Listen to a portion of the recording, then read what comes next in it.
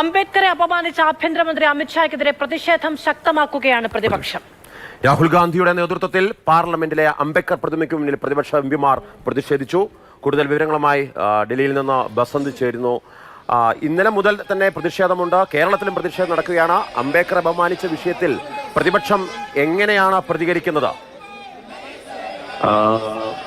Marshal, ഇപ്പോൾ പ്രതിപക്ഷ M പിമാർ ഇപ്പോൾ അംബേദ്കർ പ്രതിമയുടെ മുമ്പിൽ നിന്നും പാർലമെന്റിന്റെ മുന്നിലേക്ക് വരുമ്പോൾ ഇപ്പോൾ ഭരണപക്ഷവും ഇപ്പോൾ പാർലമെന്റ് മന്ദിരത്തിന് മുന്നിൽ പ്രതിഷേധിക്കുകയാണ്.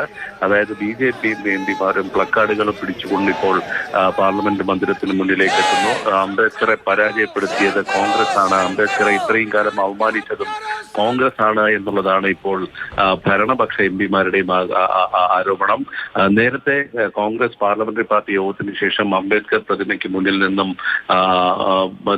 മാർച്ച് ചെയ്താണ് പാർലമെന്റിന്റെ കവാടത്തിന് മുന്നിലേക്ക് വന്നത്. രാഹുൽ ഗാന്ധിയും പ്രിയങ്ക ഗാന്ധിയും നീല വസ്ത്രങ്ങളാണ് അണിഞ്ഞിരുന്നത്. അതായത് അംബേദ്കറെ ദളിത് അവരുടെ ഒരു നിറം എന്നുള്ള നിലയ്ക്കാണ് നീല വസ്ത്രങ്ങൾ അണിഞ്ഞിരിക്കുന്നത്. കോൺഗ്രസ് എം പിമാരിൽ പലരും നീല വസ്ത്രങ്ങൾ അണിഞ്ഞുകൊണ്ടാണ് ഇപ്പോൾ ഈ ധർണയിൽ പങ്കെടുത്തത്. കഴിഞ്ഞ ദിവസം രാഹുൽ ഗാന്ധി അടക്കമുള്ളവർ അമിത്ഷായുടെ രാജി ആവശ്യപ്പെട്ടിരുന്നു.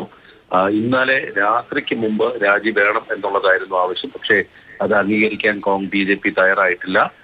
അതിന്റെ തുടർന്നാണ് പ്രതിഷേധം ശക്തമാക്കാനുള്ള ഇപ്പോൾ തീരുമാനം ഉണ്ടായത്. അതിന്റെ തുടർന്നാണ് ഇന്ന് ധർണ നടത്താൻ തീരുമാനിച്ചിരിക്കുന്നത്. രാഹുൽ ഗാന്ധി കഴിഞ്ഞ ഏതാനും വർഷങ്ങളായി വെള്ള ടീഷർട്ടാണ് ധരിച്ചിരുന്നത്.